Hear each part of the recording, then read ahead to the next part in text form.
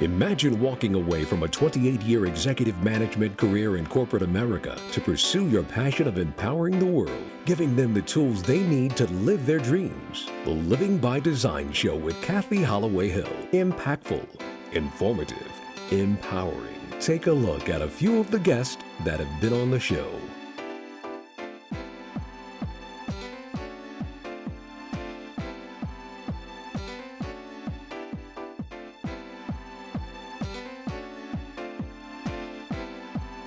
It's your time to be living by design. Hi, welcome to Living by Design. I am Kathy Holloway Hill, and today we have the topic that you know is very near and dear to my heart, and that's the topic of domestic violence and abuse.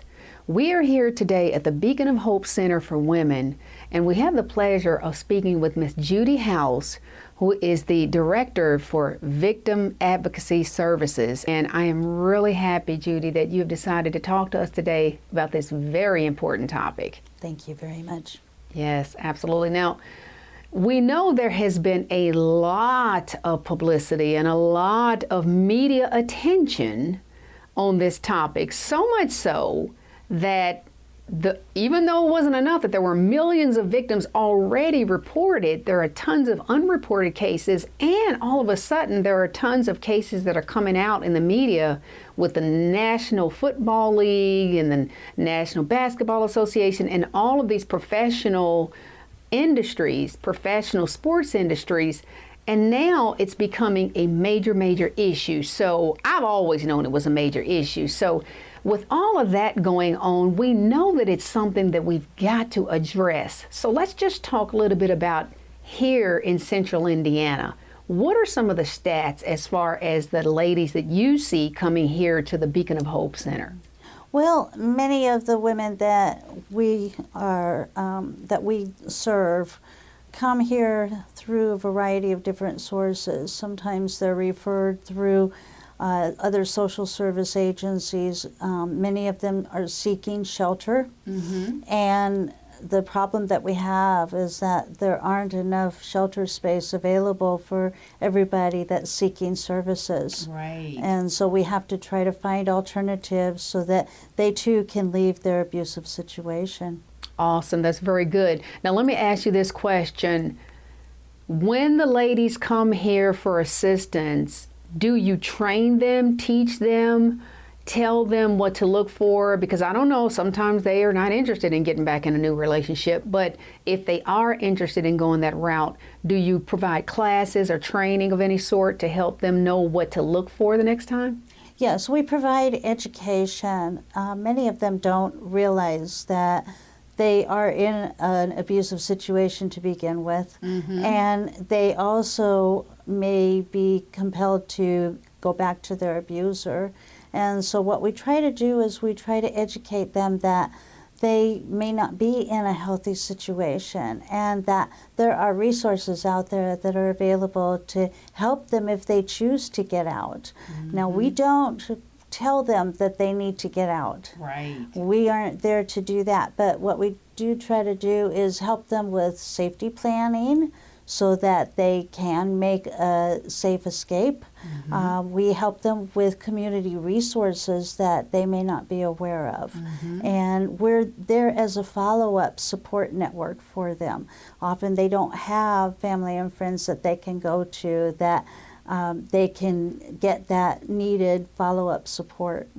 Okay, awesome. Now, you and I we talked before we began the show, and you had mentioned that you also are a survivor, and I applaud you. Is that what brought you here? Is that what made you want to start working with other victims? Absolutely. Yeah. Absolutely.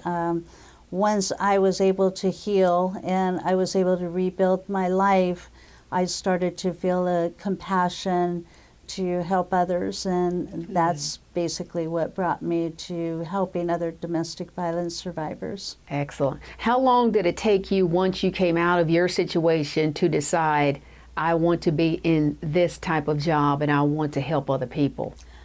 Oh, probably at least a good 15 years. Okay. Yes, it had been a while. I didn't start out that way, but there was a lot of years of rebuilding and just putting the pieces together in my own life before I felt that I was strong enough to be able to help others. Yes, absolutely. Now let's just talk about some of the early warning signs, because I hear a lot of different things, and I personally was also a survivor. I should say I am a survivor. So I know a lot about the psychological and the emotional aspect. Talk some about the signs that some people out there who are listening to us and looking at this interview, that they may already be there and not know it. Just talk about some of the very subtle signs. They are very subtle. They don't happen right away where somebody is going to be physically abused. Most of the time it happens slowly over a period of time. In my own situation, I can say that one thing, he was very jealous of everything that I did, and he always questioned me about what I was doing, where I was going.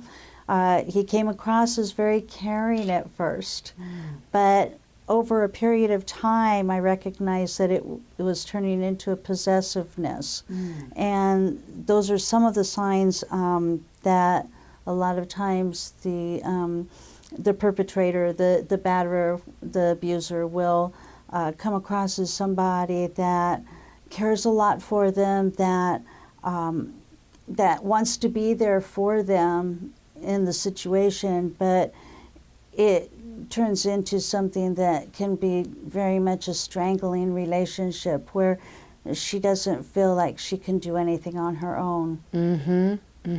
So did you get a lot of criticism, or when you were out somewhere, did he prevent you from like wearing certain things and saying certain things and doing and all of those things? Yes, he did. And he would ask me where I was going, how long I would be gone. He would constantly call me to find out what I was doing. He would prevent me from going to my family and friends and having time with them. He always wanted me to spend time with him. He was basically just keeping track of everything that I did. And I also know that he had a lot of outbursts, a lot of anger that came out at just the most unexpected times. I felt like was it directed toward you? Yes. And I felt that I was constantly walking on eggshells. I felt that I had to change myself in order to accommodate him, and unfortunately that didn't work so well, because It never does. It never does, because he would always change it up so that it was my fault. I was always feeling like I was to blame for everything. Right, right. At what point did you decide, enough, I'm not taking this anymore, and then what did you do? I had taken many black eyes and bruises through the years, and I finally decided, after being with him for 7 years, being married to him, that I just couldn't take it anymore. And I made the decision that I'd rather be dead trying to get out than to stay with him and live the life that I was living. Excellent. That's very good. I'm really proud of you. I'm always proud of survivors, but I'm definitely proud of survivors who reach back and help others. And that's what you're doing here at the Beacon of Hope. And I'm just so proud of you, Judy. And I thank you so much for sharing your story. Thank you. Keep doing the great work, because you are just an awesome individual. We're going to take a quick break, and we're going to be right back with more of Living by Design. Stay tuned. No more, it's none of my business. No more, I'm sure they'll work it out. No more, boys will be boys. No more, I'll say something next time. No more, why didn't she tell anyone? No more, she was flirting with him. No more, she's too smart to let that happen. No more. No more. No more.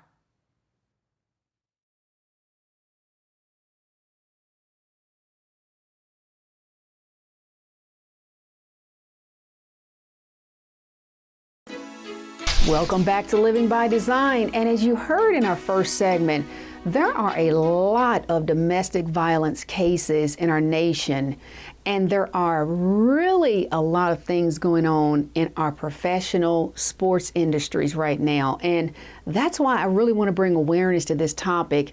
And I am so excited and thrilled to have an opportunity to speak to Mr. James Long, who is my guest right now, sitting here beside me. We typically don't have an opportunity to speak with a gentleman about this topic, James. So thank you so much for being courageous enough to come here and share your journey. Yeah, I'm glad to be here. You know, I started out in the back streets of Hallville myself, and it was rough, but I made it through, and some of us didn't, and I saw some of them fall. I saw some of them succeed. Some of them are very well put together and successful. Good. But me, myself, I fell to the wayside, so to speak, but I'm back up now. I spent 6 years in prison, Indiana prison. Okay. And but now I'm back out. Well, it was for drugs, but you know, I've seen a lot of domestic violence in my time. Have you? Growing up in the projects, yeah. Have you been involved in it or just seen? Oh, no, I've never been involved in it. I won't hit a woman. That's just crazy to me. But yeah, I've seen it. I've seen guys, you know, actually beat girls like they were men. Oh, wow. Yeah, I mean, with no remorse, you know, and the girls go right back with them. Yeah, you know, and part of it's because of the money. You know, a lot of it has to do with love. Yes. You know, but either way it goes, I was against females going back with the same guy. I didn't understand it myself. Yeah. Now, were these friends of yours, the guys who were beating the women? Yeah. I won't disclose any names, but yes. No. I don't want you to disclose any names. Yeah, oh yeah. And it just seemed like the norm. That was the norm. It was definitely the norm. So the circle that you ran around in, were these thugs, bad boys? What? Oh yeah, definitely. You know, that was the way back then. You know, that's what our OGs or, you know, guys in the hood, older guys in the hood taught us. That's the way we looked up to them. Oh, okay. Now, hold on. Let me stop you right there, because I'm sorry. I'm a little naive about some of these things. OGs. What's an OG? It's OG means original gangster, you know, and and that's what we were raised around. You know, most of us didn't have our fathers. You know, most of us. I say 75% of us didn't have our fathers. So those are the guys we had to look up to. So, like I said, it was definitely a norm to beat your girlfriend. They did it on a regular. So, wow. Yeah. Did you ever try to stop them or speak to them or talk to them out and so that they would stop it? Tell them it wasn't right. Oh no, definitely not. Okay, so you didn't want to upset the apple cart. It was their business. That's the way. That was the way of the neighborhood. You know, you stayed out of that. Right, you know. right. Let's talk a little bit about your journey. So you did end up spending time in prison, you say? Yeah, for drugs. Actually, I you know, to be honest, I went twice. Okay. You know, first time it was 1.5 years. The second time it was 6 years. Okay. You know, for the same thing, you know, drugs, you know. I mean, like I said, I was raised up around it, so that's, you know, that's what I learned to be the norm. I picked it up from the OGs, you know, and I saw them, you know, with cars and clothes and all the women making the money, and that was just the way, you know. If you had a job, you were kind of laughed at. Really? Yes. Wow. That's amazing to me. I mean, I lived kind of sheltered, so, I mean, this is great information. So then at what point did you realize, okay, you know what, this is the second time I've been here, I am not coming back here again, and I'm going to turn my life around? When did that happen? The day I went to jail for that, my whole mission was to get out and to teach the young youth, you know, this is not it. You know, I did that for you. You know, that sounds like a cliche. You hear it all the time. You don't have to do that. I did that for you. But that is so true. It is true. You know, the older guys I grew up around didn't teach us that. They taught us how to get through on the streets, and they did a good job on that. But they didn't teach us how to, you know, put the guns down and the drugs down and, you know, forget about the women and, you know, get into sports and school and, you know, playing for your future. You know, they didn't do that. And that's starting to be a trend around, you know, I know Indianapolis, it's starting to be a trend to where the kids these days are looking up to what we were. They don't even have guys to look up to like that anymore. It's just, you know, like rap. I'm not blaming rap. I love rap. Right. But, you know, they look up to, you know, rap songs, you know, guys that are in the dope game or whoever's around that has money. That's what they follow. And they want the prize before they work for it. You know, so it's a dead end either way. Exactly. Yeah. So, and I'm so glad you have the mindset that you have. Let's just talk a little bit about your brother, because the topic today is domestic violence, and I know there was a situation that your brother got involved in that resulted in a really bad situation. My brother, he, to me, it was a selfish act, but at the same time, he was known as a Brutus around the neighborhood, you know. So with that being said, I think personally now that I look back on it, it was, you know, he was kind of spoiled. It was something left out of his life. So when he was on his last leg, my brother went to prison like 3 times. And he was on his last leg to me. You know, this was it. He told me before anything happened that if anything ever happened again, if he goes back to prison, he's going to go all out. But we had no idea that, you know, he was going to get in the situation he was in. You know, I thought maybe he would, you know, try to, you know, rob a store or, you know, or a bank or something like that, you know, and he said he wasn't going back to prison. Then I thought that meant he wasn't going back to prison, meaning he'd rather die before he went back to prison. But with that being said, if my family would have reached out to him more, Right. I think he would have he wouldn't have, you know, cracked like that. Prevented what happened. Exactly. And before we get into what happened, because this is a story you definitely want to hear, we're going to take a quick break, and don't go anywhere because you absolutely want to hear this story. It can change your life. Coming up on Living by Design.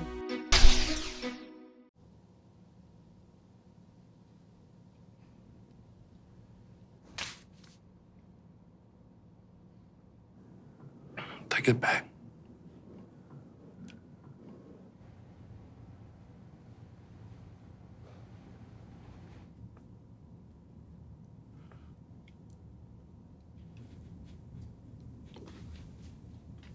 Okay. Ready? Yeah. Welcome back to Living by Design, and we are having a magnificent conversation with this amazing young man, Mr. James Long. And when we left break, he was starting to talk about his brother and your brother's situation. So let's just pick up right there, because I know something really devastating happened. So keep on with that. Well, he was convicted of murder, you know, and premeditated, I guess. He held the female hostage. And this was his girlfriend? This was his girlfriend. And not his wife? Not his wife, just his girlfriend. And from what they say, he shot her twice in the head and he shot her son in the foot. So me knowing my brother, I pictured it like, you know, get away, son. You know, I don't think he meant to shoot that kid. Okay. In his defense. Okay, that's good. Not condoning anything he did. Right. At all. Right. You know, he took somebody's mom, sister, you know, daughter, wife, or whoever, you know. When he shot her in the head, did he just leave her there, or? From what I hear, he was in the house while she was dead. Okay. Now, he called me on the phone while he was in the house, you know, and the helicopters were all over and the cops were everywhere. Okay. And they called us and contacted us and asked us a couple questions about him, and they asked us to come to the scene. On the way to the scene, he had shot himself in the head. You know, that's what they say, you know, I don't know. But yeah, my brother was very disturbed. The girl... Is he still living? Definitely, yeah. Okay. He's in a wheelchair, and yeah, he's okay right now. You know, I speak to him every once in a while, you know. But he really, I think he's you know, he's waking up on the situation. He really doesn't want to even talk to anybody, really. My mom is the only one he'll talk to. But at the same time, he, like I said, he was a little disturbed. We all knew he was, you know, kind of crazy, but we didn't think he would go that far. He was crazy on, like, street life. Like, you know, guys knew he was crazy. Meaning that he didn't take any stuff. If you messed with him, he would get you. Yeah, or he would come and start it. You know, we knew. Yeah, okay. He was a Brutus. But, you know, at the same time, he did have a big heart, and I think that was his downfall. You know, he gave his heart to that girl. He gave his all to her. How long were they together? Like 3-4 years, I think. Did anyone see any signs that, oh, he's really abusing her too much, and we probably No, he never put his hands on her. What? Yeah, he never put his hands on her until then. He didn't abuse her. He just went straight from, just went off and shot her in the head. Yeah. Well, you know. Something set him off. Something set him off, exactly. You know, God rest her soul, and if her family's watching this, you know, I'm not talking bad about the girl. But right. There were a lot of rumors going on about her, and I won't say anything about it because, you know, I'm going to let her rest in peace. Absolutely, yeah. Which I think drew him to his situation, you know, of doing what he did. Was he jealous? The jealous? Very jealous, but at the same time, I don't think he had to be jealous in that in that relationship. I heard that she was kind of like dogging him, using him for his money and stuff like that. And he, like I said, he has a big heart, and he was giving her everything, you know, cars and everything. So I guess he found out she was cheating through a test at Bellflower. You know, he hadn't been cheating, and he had contracted a disease, a venereal disease. Oh, wow. And I think that's what drew him over the edge, you know. And when he found out about it, that's what made him snap? Yeah, that's what made him snap, yeah. And I found the paperwork from his appointment at the clinic in his jacket when I went and got his stuff. Right. So, yeah, I guess that was true what he said, but... And see, that's one thing I always tell young girls and young ladies when I do my coaching. There are two things that you don't play with. You don't play with someone's emotions, and you don't play with their money. Because people are so on the edge in this country, and the mindset is toxic, and they can't really think logically. Right. When you mess with someone's emotions, and they're already messed up emotionally, there's no self-love, the self-esteem is low, they put all of their validation into their external stuff. So when you mess with their external stuff, or their emotions, which is already low, then, and I am not condoning violence by any means. Oh, me either. No. There is never a reason to be violent. You also have to think about taking care of yourself, though, and you can't put yourself in a position where you're creating a situation that could occur. You know, and a lot of times, you know, I tell young men as well, you know, they want to be players. Yeah. Or however you say it, I want to be a player. Well, females want to be players too, but you don't play with emotions. Right. That's dangerous. That's playing with fire. Exactly. Get out.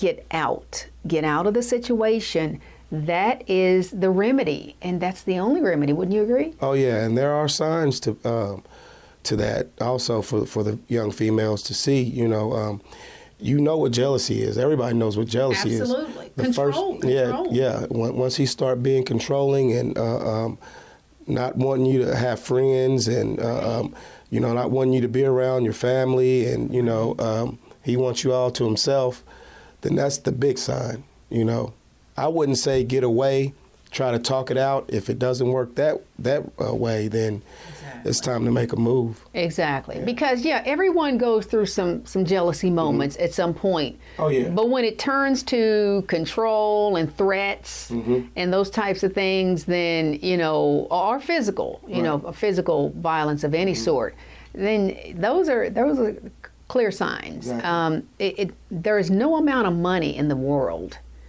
that should allow anyone, a male or a female, to stay And one of the things I'm so excited about, James, and I know I said this earlier and I'm going to say it again because it bears repeating, you are so brave and courageous for coming here, because very rarely do we get a guy who wants to come and tell his story, your journey, and it has been a tumultuous one. And I'm really excited and thrilled because of your discipline and your courage, because while you were in prison, you went back and got a college degree from Ball State, is that correct? Oh, yeah. I had college credits already from a football scholarship. I went to Ben Davis High School, and I had college credits, but I left school because, I was a spoiled kid.